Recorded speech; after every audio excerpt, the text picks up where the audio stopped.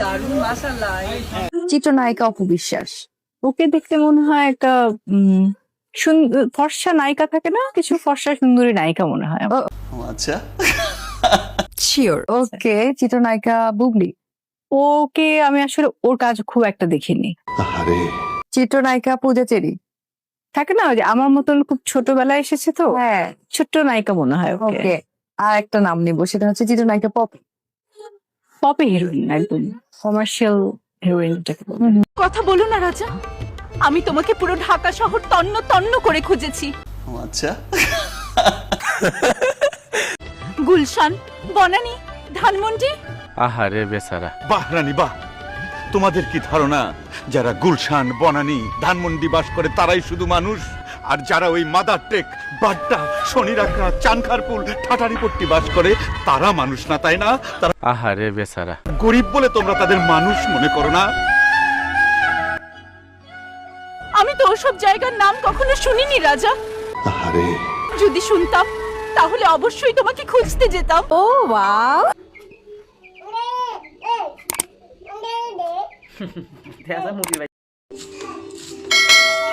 আলো হারালেও জীবনের লড়াই থেকে কিছু হটেননি দিনাজপুরের নবাবগঞ্জের 7 বছর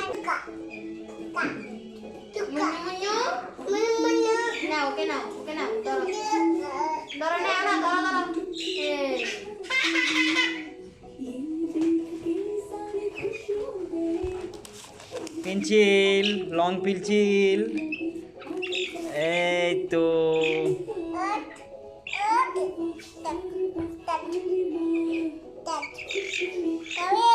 আবে আবে আবে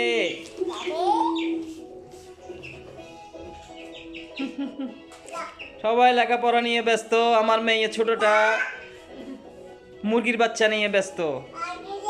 তার খেলার সাথে হচ্ছে মুরগির বাচ্চা। আর বড় মেয়ে, মেজো মেয়ে বই খাতা নিয়ে ব্যস্ত, সামনে পরীক্ষা, প্রাইমারি আর ক্লাস 6-এর পরীক্ষা, এগুলো নিয়ে ব্যস্ত ওরা, দেখতে পাচ্ছেন। আর পিচ্চিটা আছে মুরগির বাচ্চা নিয়ে, এই যে দেখেন, সে মুরগির বাচ্চা নিয়ে ব্যস্ত আর টিভি দেখে। হ্যাঁ, এদিকে আনো। এই তো, এই শুধু মুরগির বাচ্চাগুলো নিয়ে ব্যস্ত। এদিকে দেখো, খা খা খা, ভাত খা, ভাত খা। দেখো দেখো দেখো দেখো, না দাদি আম্মা মান যাও। সারাদিন শুধু কার্টুন দেখবে সে।